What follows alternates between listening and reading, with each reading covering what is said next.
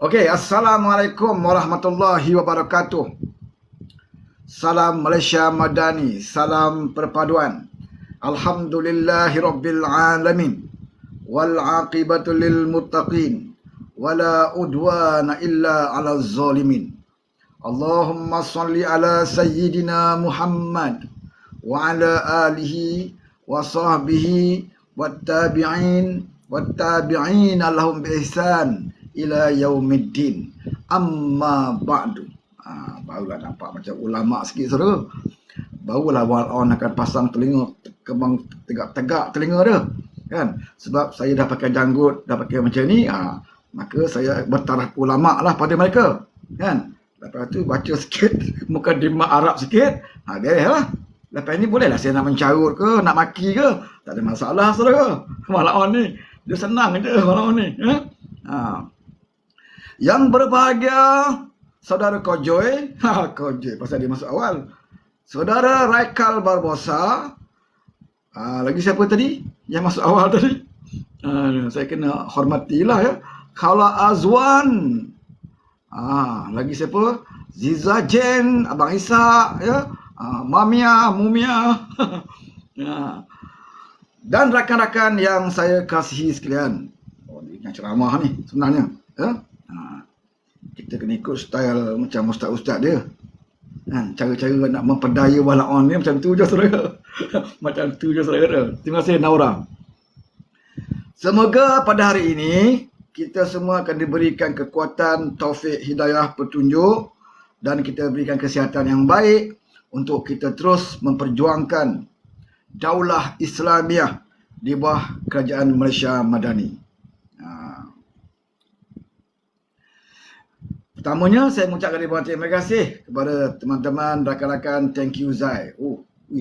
Hantarlah serban, apa, hantar topi. Siapa boleh cari serban kat sini, letak sikit kat kepala aku ni. Rashid Mamat, thank you. Ya. Apa dia dah lupa dah. Pertamanya saya mengucapkan ribuan terima kasih kepada teman-teman yang sudi singgah sebentar seketika dalam pukul hampir 1:30, 1:53, hampir pukul 2 petang ini, ya. Mungkin ada yang dah makan tengah hari, ada yang belum makan tengah hari, ada yang baru balik kerja separuh hari, ya. Apa pun yang anda lakukan, saya sentiasa mendoakan anda berada di bawah perlindungan Allah Subhanahu Wa Taala dan berada dalam keadaan kesejahteraan dan keselamatan yang baik, kesihatan yang baik. Terima kasih kerana dah follow akaun saya ni. Walaupun akaun saya ni pun dah berkali-kali, ya, ditahan di bawah ISA tanpa dibicarakan. Dan baru-baru ini, dan ini adalah kali yang kedua saya menggunakan akaun yang pertama ini. Ya, baru-baru ini saya disekat akaun saya, ya, disekat. Jadi orang kata kerajaan ini tak adil kerana menyekat suara pembangkang-pembangkang, ya, tapi terbukti bahawa mereka tak betul. Ya, saya dah beberapa kali dah. Takkanlah saya pun pembangkang juga kot. Saya dah beberapa kali dah. Yang akaun pertama tu langsung tak dikembalikan. Terbenam terus saudara. Ini akaun yang kedua. Sekarang ada lagi akaun reserve yang lain lah. Kalau akaun ni kena sekat, saya masuk akaun satu lagi, kan. Akaun saya yang terakhir adalah akaun saya bersantai-santai dan berhiburan. Nama akaun saya tu Kerengga FM. Kalau selalu saya ikut, kalau saya buka radio tu Kerengga FM tu, tu waktu saya nak bersantai-santai. Walaupun saya ni ulama, walaupun saya ni syekh, tapi saya juga perlu melaksanakan dakwah secara berhibur. Sebab dalam pandangan mazhab Parti PAS, berkaraoke itu juga merupakan dakwah, ya, mazhab mereka lah. Jadi saya berpegang kepada mazhab mereka, iaitu berhibur, menyanyi dan sebagainya merupakan pendekatan dakwah.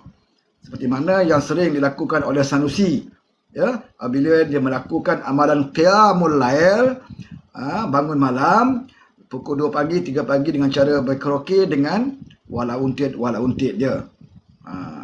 Jadi perkara itu tidak boleh kita pertikaikan kerana mengikut mazhab PAS bahawa berkaraoke 2-3 pagi dengan betina itu adalah pendekatan dakwah, ya. Dia panggil al-qalabul malami, kelab malam. Jadi bila tukar kelab malam tu kepada istilah Arab, dia jadi syar'i lah saudara. Dia jadi halal, ya. Jadi kita tak boleh sebut bar ke kelab malam, tak boleh. Ya. Jadi di mereka berkaraoke di Al-Qalabul Malami. Kena betul dia punya makhraj tu. Ya. Makhraj dia, tajwid dia Al-Qalabul Malami. Macam tu. Terima kasih Bos Saiful. Ya. Jadi dia sudah jadi syar'i. Jadi saya pun macam itulah. Saya wujudkan akaun yang diberi nama Kerengga FM. Di mana datangnya perkataan kerengga itu? Datangnya daripada tuan guru saya sendiri. Ya. Iaitu Ayatullah Ruhullah Hadi Al-Marangi. Ya, dia memperkenalkan perkataan kerengga di dalam parlimen. Bila ditanyakan kepada beliau, suatu beliau menjadi kerajaan, ketika beliau menjadi duta khas Timur Tengah tetapi bertugas di pantai timur, kenapa tidak melaksanakan RU 355? Kenapa tidak memberikan royalti kepada Kelantan Terengganu? Ya, kenapa tidak melaksanakan macam-macam perkara berkenaan dengan Islam ini? Maka Ayatullah Ruhullah Hadi Al-Marangi menjawab bahawa waktu itu mereka tidak dapat lakukan apa yang mereka janjikan kerana banyak kerengga. Dia kata, ya, banyak kerengga. Jadi bila disebut perkataan kerengga itu, saya nak ambil keberkatan lah. Ya, sebab binatang kerengga ini apabila disebut oleh ulama hadi, maka tentulah satu binatang yang suci lagi menyucikan. Maka saya meletakkan nama stesen radio saya Kerengga FM. Dengan berkat nama Kerengga itu, alhamdulillah, ya, semakin lama semakin ramai yang follow akaun saya. Sekarang ni dah ada 6,000 lebih kot. Jadi saudara-saudara yang ada kat sini yang masih lagi belum follow Kerengga FM, saudara type saja Kerengga, jumpa saja berkaitan Kerengga FM, follow lah saudara. Ya, mudah-mudahan saudara akan mendapat keberkatan, ya, kerana nama itu diberikan nama. Suatu dia dilahirkan, suatu nak potong tali pusat kerengga tu, nama itu diberikan oleh Hadi Al-Marangi. Jadi kita sama-sama raikan nama Kerengga FM itu. Jom ramai-ramailah kita follow saudara, ya. Jadi ada waktu ke lapangan saya akan berhibur dan juga berdakwah, ya, dengan lagu-lagu yang saya akan sediakan sebagai bekalan kita di dunia dan juga di akhirat. Okey. Terima kasih Nordin.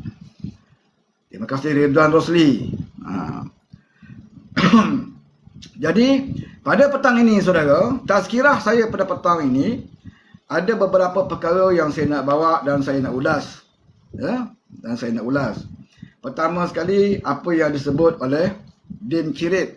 Siapa Din Cirit? Dia adalah Perdana Menteri yang memecahkan rekod sejarah politik negara menjadi Perdana Menteri bukan melalui pilihan raya. Ya, satu-satunya Perdana Menteri yang memecah rekod, satu-satunya Perdana Menteri yang ada di negara kita semenjak merdeka. Terima kasih Syam. Yang sejak merdeka yang menjadi, dah hari raya dah, Ridwan Rosli bagi lampu raya ni. Bulan puasa lagi dah pasang lampu raya dah. Terima kasih. Ya. Dia adalah satu-satunya Perdana Menteri yang mencipta rekod menjadi Perdana Menteri tanpa melalui pilihan raya. Mana rakyat tak letak pun, tak pilih pun dia Perdana Menteri. Ya, rakyat letak dia sebagai ahli parlimen sahaja.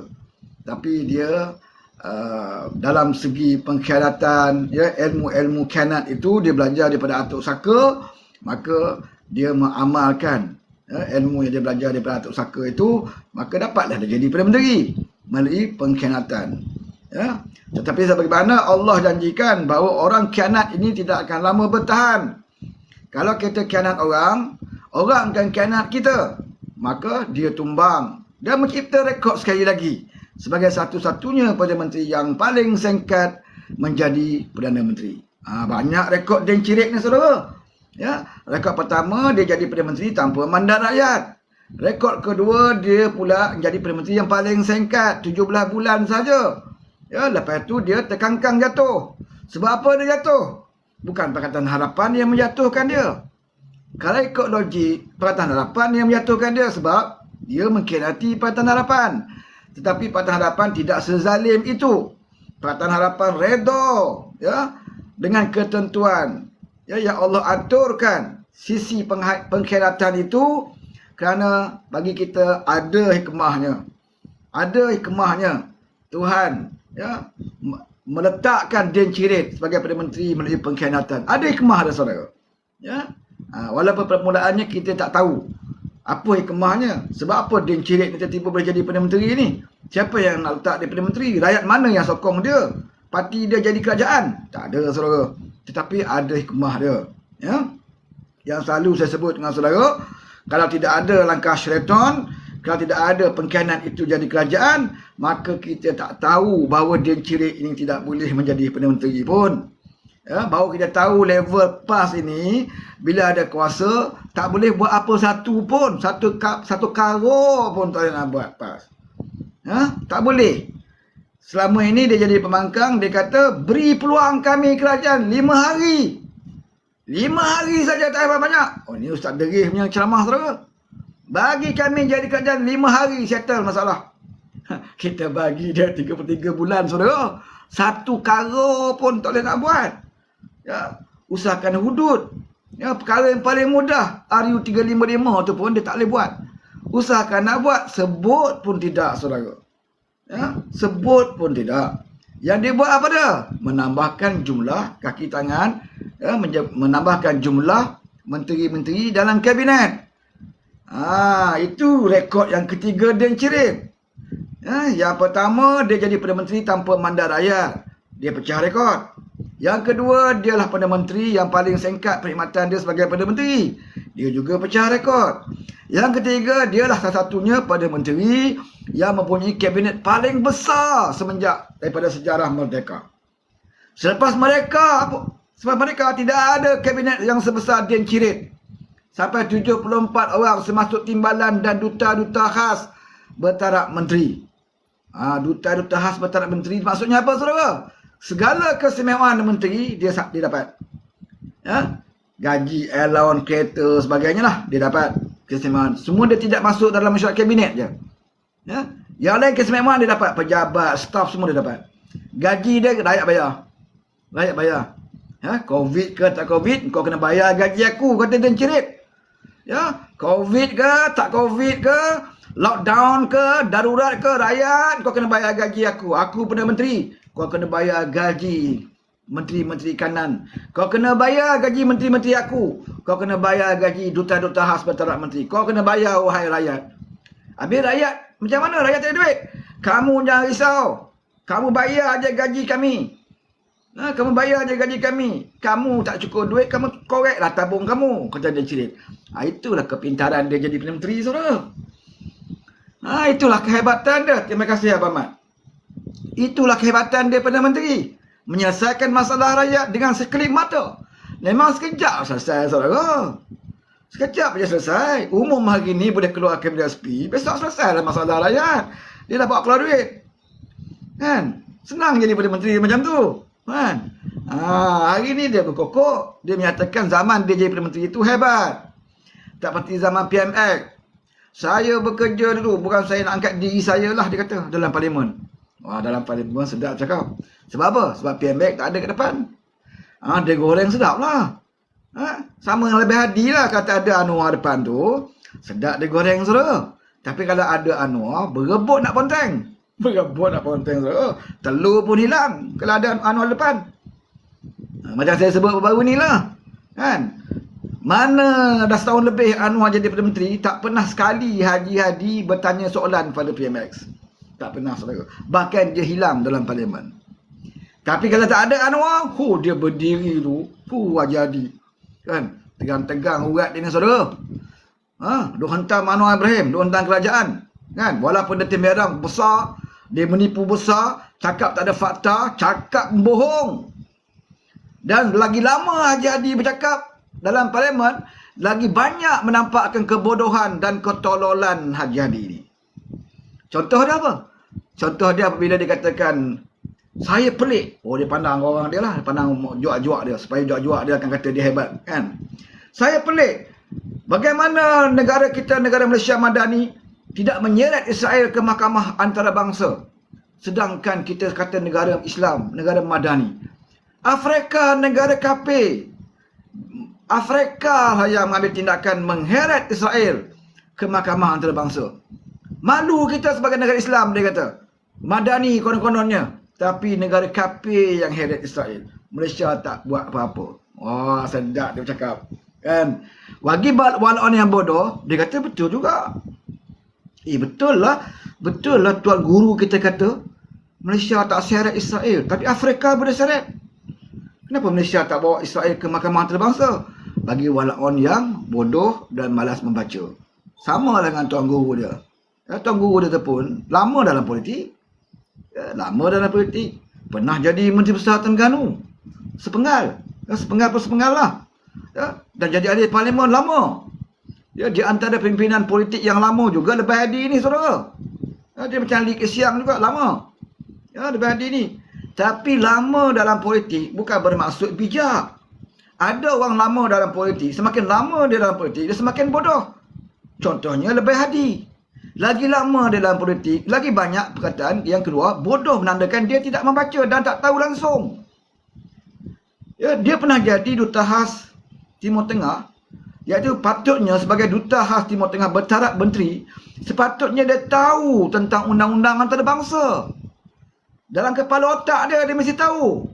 Undang-undang diplomatik, undang-undang antarabangsa, dia tahu. Sepatutnya. Tapi bila dia bercakap dalam parlimen dalam isu ini, kenapa Malaysia tidak seret Israel ke Mahkamah Antarabangsa, confirm dia bodoh. Confirm dia tidak tahu. Dia tidak tahu tentang Statute Rome. Dia tak tahu apa tujuannya Statute Rome ini. Berapa negara yang terlibat dalam Statute Rome ini. Negara-negara yang berada dalam Statute Rome sahaja yang boleh mengambil tindakan dan mendakwa dan mengheret mana-mana negara ke Mahkamah Antarabangsa. Sesiapa yang tidak menandatangani Statute Rome, mereka tidak boleh mengheret mana-mana negara untuk dibicarakan di Mahkamah Antarabangsa. Termasuk Malaysia. Malaysia tidak tanda tangan Statute Rome, saudara. Jadi Malaysia tidak boleh seret Israel. Tetapi apakah kita berlepas diri? Tidak. Kita tidak berlepas diri. Kita tidak boleh bawa Israel ke Mahkamah Antarabangsa, tetapi kita boleh tampil sebagai penyokong dan juga saksi kepada Afrika Selatan. Ini yang negara kita buat. Negara kita buat. Bermakna kita, walaupun kita tidak boleh nak seret Israel, kalau ikut undang-undang antarabangsa, tetapi kita tidak mengambil tindakan berkecuali seperti Haji Hadi pernah buat. Haji Hadi ni waktu jadi duta khas Timur Tengah, berlaku krisis peperangan di Timur Tengah. Orang tanya Haji Hadi, apa pendirian kerajaan Malaysia? Dia kata, saya berkecuali. Tengok. Dia berkecuali. Sebab apa dia berkecuali? Sebab dia tak tahu nak buat keputusan. Nak sokong ke tak sokong? Kalau sokong, kena bagi hujah. Apa sebab kita sokong? Kalau tak sokong, kena bagi hujah juga. Kenapa kita tidak sokong? Jadi jalan paling selamat bagi Haji Hadi adalah berkecuali. Aku sokong pun tidak, tak sokong pun tidak. Apakah ini cara Islam? Saya nak tanya. Apabila berlaku pertempuran, perang saudara sama Islam, sepatutnya kita, kalau betul kita ulama, kalau betul kita orang yang berjuang dalam perjuangan Islam, kita mesti ada satu keputusan. Kita mesti ada satu keputusan. Mana boleh berkecuali? Orang berkecuali ini orang malas. Malas nak berfikir, malas nak berusaha, dan mereka tak tahu apa isu pun. Sebab itu mengambil keputusan yang paling mudah, iaitu dengan menyatakan Malaysia berkecuali. Inilah Haji Hadi, saudara. Makan gaji buta sepanjang jadi duta khas Timur Tengah. Bila perlu buat keputusan, tak mau buat keputusan. Nak berkecuali. Untuk mudah kerja. Tapi hari ini berkokok menyatakan Anwar tidak tegas dalam isu Israel. Jadi saya nak jawab tentang tuduhan Haji Hadi mengapa Malaysia tidak bawa Israel ke Mahkamah Antarabangsa. Ini jawapan dia. Dan Haji Hadi kena mengaji benda ni. Dia kena tahu benda ni. Dia dengan saya ni orang biasa, tak ada jawatan apa-apa dalam parti pun. Bahkan Haji Hadi lebih lama dalam politik. Takkan dia tak tahu Statute Rome tu apa? Takkan dia tak tahu syarat-syarat mana-mana negara nak mengheret mana-mana negara lain ke Mahkamah Antarabangsa? Ada peraturan dia, ada syarat dia. Takkan Haji Hadi tak tahu? Dia pernah bekerja sebagai duta khas Timur Tengah. Sepatutnya benda tu dalam kepala otak dia. Tetapi kepala otak tidak berfungsi, saudara. Kepala otak tidak berfungsi, ditambah pula dengan malas. Habislah. Habislah. Yang dia tahu merapu cakap bukan-bukan. Ya. Nak menunjukkan kebodohan dia. Yang kedua, dia bercakap kerja dia nak mengkapirkan orang. Itu je. Itu je kemahiran haji dia ada. Itu kelebihan yang dia ada. Ya. Main isu kaum, main isu agama. Dia tak peduli apa kesan dia. Hari ini dia serang istana raja. Lepas tu minta maaf. Lepas tu perli-perli. Ini perangai dia. Perangai dia, saudara. Bukan sekali dia hina raja ni. Saudara masih ingat? Selepas pada mereka tidak dapat bentuk kerajaan lepas PRU yang ke-15. Ya. Selepas dia tercedok dan dia malu. Ya. Dan dia malu apabila dia dengan angkuh, ego dan sombongnya mengatasi ya, qada dan qadar Tuhan. Seolah dia dah confident, dia yakin dia akan jadi kerajaan. Ya. Waktu itu kita yang banyak kerusi, PH yang banyak kerusi, 82 kerusi, kita pun tak confident. Kita masih lagi reserve. Anwar Ibrahim masih lagi reserve sebarang komen bila wartawan tanya. Ya. Walaupun kita 82, dia 74. Tetapi dia dengan angkuhnya, sama macam Den Cirit juga. Haji Adi dengan angkuhnya, ya, berkata dengan wartawan, dah cukup jumlah, lebih dari cukup. Dah cukup jumlah, lebih dari cukup. Tunggu istana panggil. Tengok. Mengatasi qada dan qadar. Tak reti nak sebut insya-Allah, tak reti. Sebab kebodohan dia ya, telah dipergunakan oleh Muhyiddin Yassin. Muhyiddin Yassin bagi tahu dengan Abah Hadi, ya Syekh, kita akan bentuk kerajaan Syekh. Mana anta tahu, kata Haji Hadi. Tengok ni Syekh, kita sudah ada 74 ahli parlimen Syekh. 74 ni Syekh, kita curi sama itu Barisan Nasional 10 orang Syekh. Kita dah curi 10 orang MP Barisan Nasional Syekh. Mereka dah tahan SD Syekh. 74 campur dengan 10 Syekh. Kemudian GPS Sarawak ada 26, tak salah saya, 24, 26 kan, 20 lebih lah. Dia dah bersetuju bersama kita Syekh. GRS ada 6 Syekh, sama kita. Cukup jumlah dah Syekh, kita boleh kerajaan Malaysia, kita dah boleh sakau Malaysia. Alhamdulillah, Alhamdulillah, kata Haji Hadi. Itu yang ada confident dia beritahu wartawan dah cukup jumlah.